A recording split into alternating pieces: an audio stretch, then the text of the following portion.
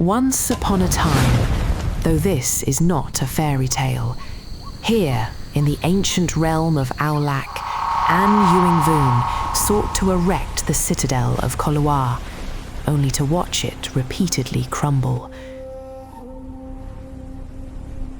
Legends blamed a phantom, the white rooster demon, but the physical truth is far colder.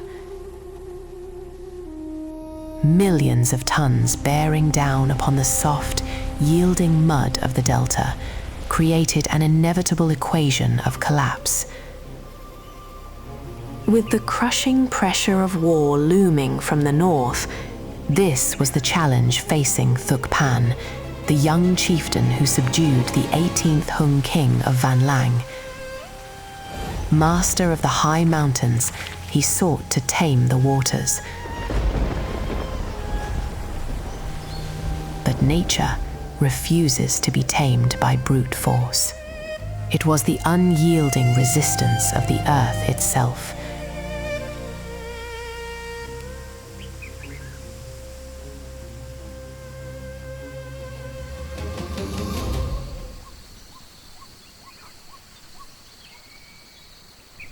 The golden turtle, Kim Kui, was no mere deity. It was a mantle/designation. The engineers of the Bac Viet, the keepers of the memories of the Great Flood, whose wisdom was intrinsically bound to the flow of water. Shuk Fan had to humble himself to tell the engineers of the Viet water clan a fortress must rise from these meeting waters, or this river will be our common grave. Tens of thousands of high-fired ceramic shards act as aggregate, neutralizing the destructive shear forces of the water. Bamboo, submerged in anaerobic mud, transforms into pillars of steel. Today, science calls this a biological raft foundation. Cổ Loa was not merely built up, it was rooted down.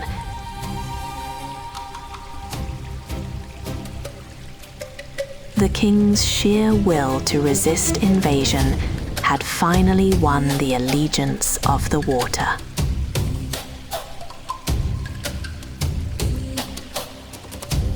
An Young Vuon, the king who unified the Ao Viet and the Lac Viet to forge the state of Ao Lac, had engineered a new marvel of the ancient world.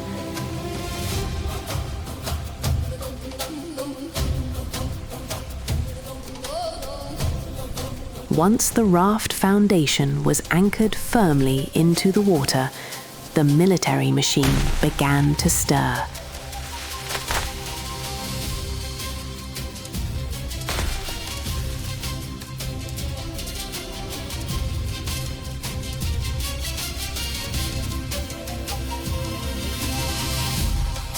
Amidst this colossal construction site, racing against time, Mi Chow emerges, a silent shadow. The young princess carries with her a primal fear of her father's inevitable ruin. She is simply unaware. Kolawa had indeed triumphed over the fracturing of the mud.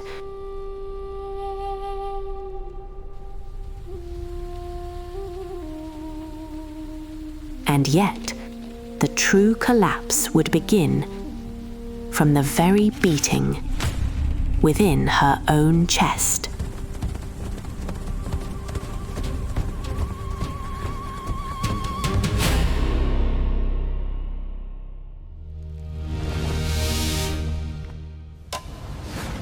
Mythology speaks of a golden turtle's claw imbued with unparalleled magic. That is the theory of fairy tales. The physical reality is far more piercing.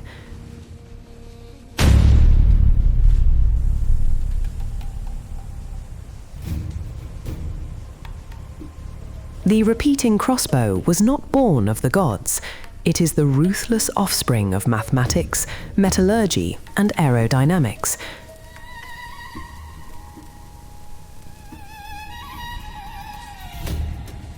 The intricate bronze trigger assembly cast into a single lethal heart.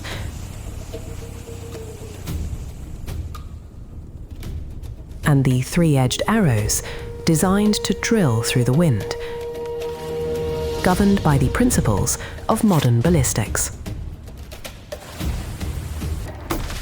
This is no mere handheld weapon. It is a high-precision, armor-piercing machine.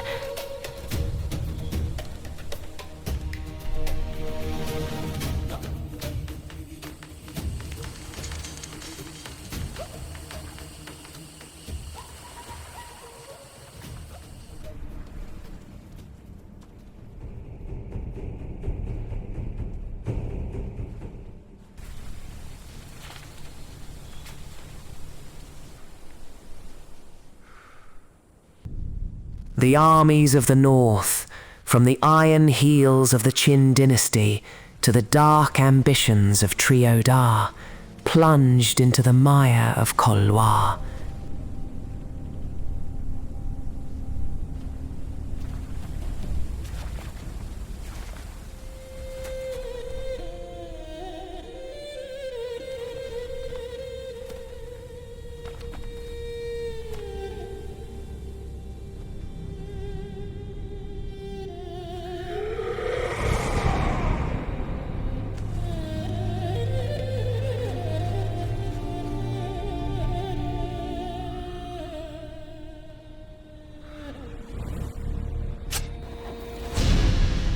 They were denied the privilege of a glorious hand-to-hand combat.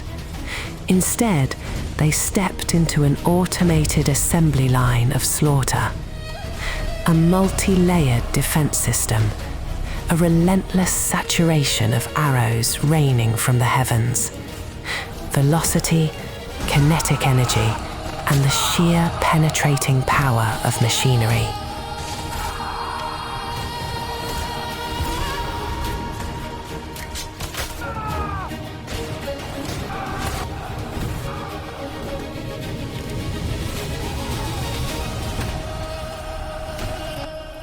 Human courage and flesh became entirely meaningless parameters within the mud of Olwa.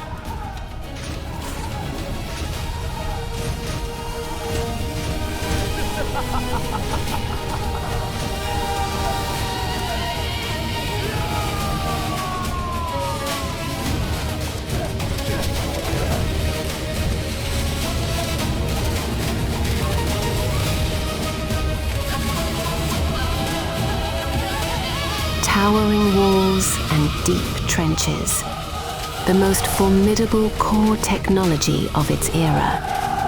The man who once bowed before the swamp has now become an invincible monument. But just as the cheers honoring the legend rise, that is precisely when the seeds of complacency are sown. The art of warfare reaches its absolute zenith, yet at this moment, Thugpan is unaware his magnificent defense system will not fall from the outside. It will shatter with a sound as soft as a falling feather.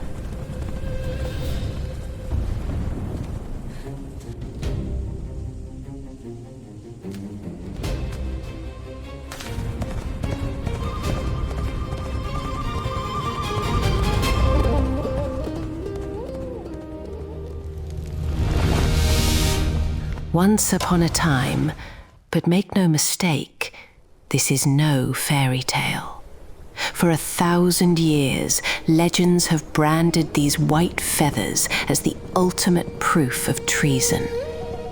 But the truth is that they were the desperate echolocation of a wife torn from her sanctuary, scattered with a primal faith that the man she loved would find and protect her.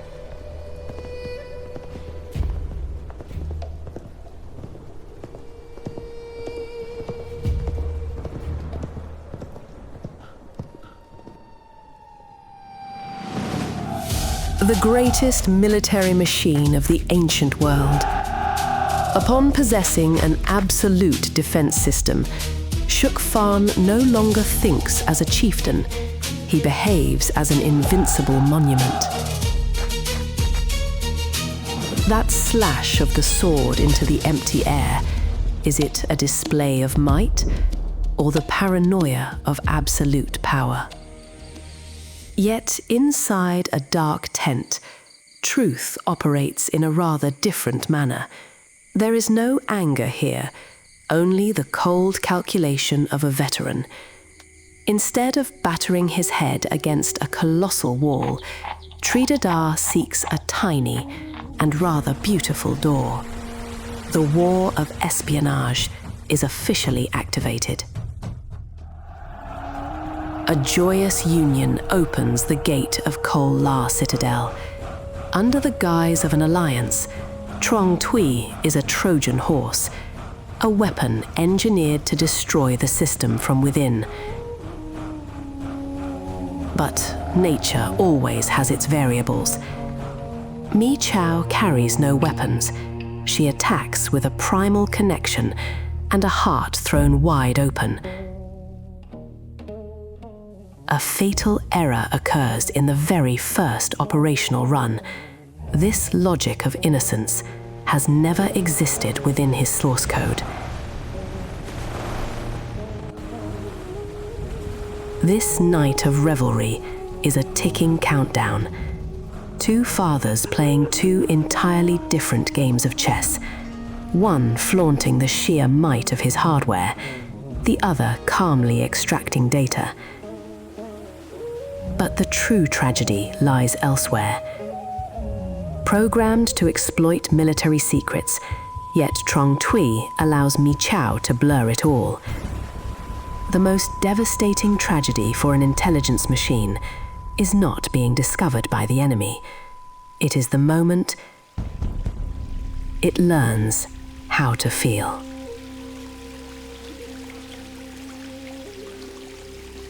Two systemic logics collide. At the exact same moment, Mi Chow sees a petal, while Thủy sees the barrel of a gun. The Bronze Age theatre of mechanical dissection, that which brought despair to the black-armoured legions of Qin, Mi Chow is now tearing wide open with the utter devotion of love. Thủy is not curious. He is cloning the physical structure. The greatest blueprint of Olak has been breached. The princess, in her pride, unveils the kingdom's absolute grandeur, but Thủy does not see assets. Tragedy is inevitable when we fail to comprehend the immense weight of our own legacy, hastily entrusting it to a fulcrum called faithfulness.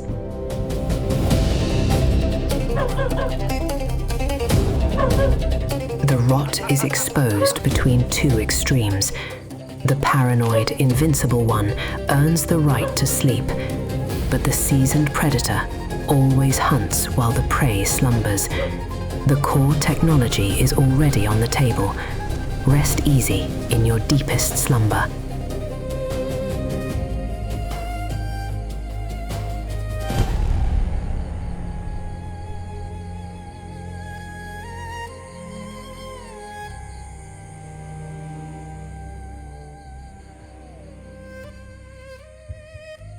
Engineered to sabotage from within, that very brain is now critically overloaded by the remorse of a heart. The audible snap of a nervous system. To execute the plot, he must, with his own hands, extinguish the only guiding light in his darkest night.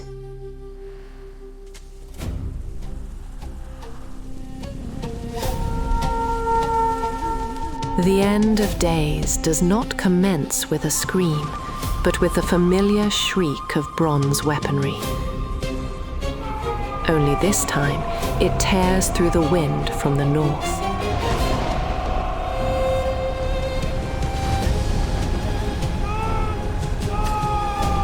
Cổ Loa has fallen, not because the enemy is overwhelmingly strong, but because its greatest weapon has betrayed its master in the ultimate moment of survival. The supreme ambition of a king reduced to ashes in storm.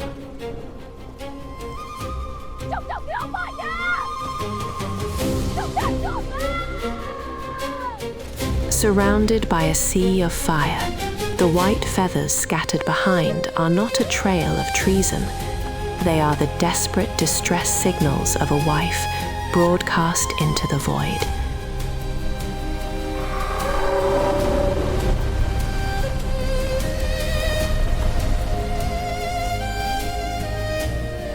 The victor secures the territory, yet he has completely incinerated his own internal world.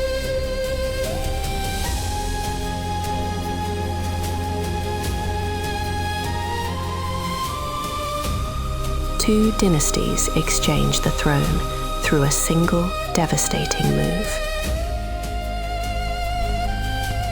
The Exodus shatters against the vast, unforgiving sea. Driven to the absolute brink, the arrogant king loses his very identity. Instead of accepting responsibility, he swings his blade, turning his own daughter into a sacrificial offering to deny his own collapse. The name Mi Chow forever becomes a convenient scapegoat, a label for men to shirk their own failures and bury their own guilt. Beneath the primal force of nature, every intelligence directive within his mind is completely consumed. The tide makes no distinction between hero or demon. The primal water mother gently cradles the tragic fragments of rupture, covers her tattered children. The myth of Kolawa ends here. When a foreign object breaches its shell, the oyster can only silently secrete its nacre, patiently encasing the wound. Every pearl is the fossilization of a pain that never speaks. Because the deep blue beyond judgment.